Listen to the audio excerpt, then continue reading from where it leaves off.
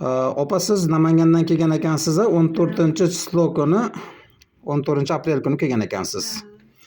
Xo'p, bugun xudo xolasa 6-kuningiz bo'lyapti ekan-a? 6-kun. Xo'p, bosh og'riqlar doimiy bo'lib turardi ekan, bosh aylanishlaringiz bo'lib turardi ekan doimiy. Undan necha foizga o'zgarishga erishdingiz? 80-90%ga.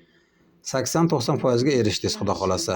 Bo'yin og'rig'i bor edi ekan, ikkita grijingiz bor edi ekan-a? Bo'yindagi grijada nima holat? 70% 70% ga yaxshilandingiz. Bu 6 kunlik natija bu. Xo'p, ikkala qo'lga berardi ekan og'riqda. Unda nima holatlar? Bu ham yaxshi, 70%. 70% ga yaxshilandingiz xudo xolasa, yaxshi. Xo'p, revmatizmingiz bor ekan, ikkala tizza og'riqlarimizchi? Bu ham 70-80%. Yaxshi. Bel og'rig'imizchi? Bu ham yaxshi. Bel og'rig'i ham 70% ga o'zgarish. Xo'p, ich o'tishlarchi? Misoli diareya. Yaxshi betamom. Yaxshi. Oshqozon ichaklarida bezovta kachilar yo'qmi? Yo'q, yo'q. Gemoroyda og'riq kuchli edi ekan-a? Gemoroyda nima holat? 80-90% ga o'zgarish. Yaxshi, yaxshi, zo'r. Oyoq qo'l uvishlarimizchi? Yo'q. 100% u.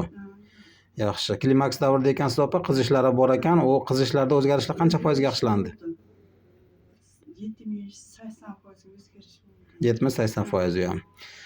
Yuz nervlaringiz ham shamollagan ekan, yuzlaringizdagi og'riqlar bor edi. Unda qanaqa o'zgarish bo'ldi? Unda 80% ga o'zgarish bo'ldi. Jijji. Yaxshi, yaxshi. Xursandmisiz axir? Juda xursand. Shunaqa kasalligi bor bemorlarga tavsiya qila olasizmi? Keling, shega davolangani juda yaxshi shifo topar ekan. Endi sizni opes kelib, davolanib ketib, mana hozir opes sizni billa olib keldi. Yaxshi. Alloh shifosini bersin. Salomat bo'linglar. Shifo bo'lsin.